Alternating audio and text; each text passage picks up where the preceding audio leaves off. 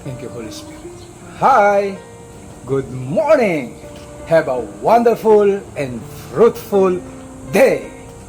Let us thank the Lord for He is good and His love endures forever. Let me share to you today the words of wisdom. This is a divine wisdom from the book of Proverbs, because I believe with all my heart that the Proverbs a day keeps the fools away. So listen, my friend, to this powerful principle for life. It says in Proverbs chapter 13, verse 10, pride leads to conflict, but those who take advice are wise. So my friend, learn the value of humility.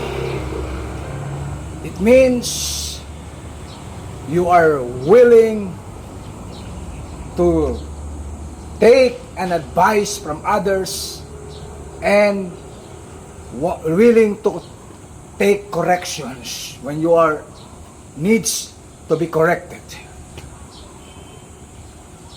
I believe in all relationship conflict, the main cost or culprit is pride.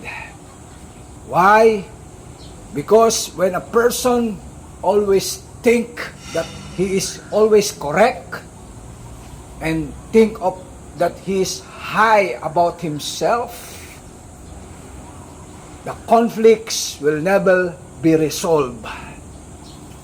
So my friend, get rid of your pride for the sake of the most what matters in our life, which is relationship.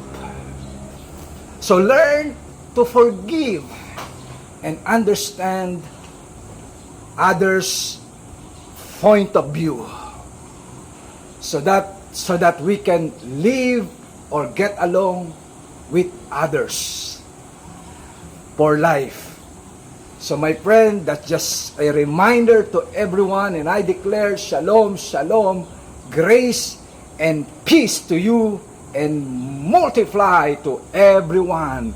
God bless you more.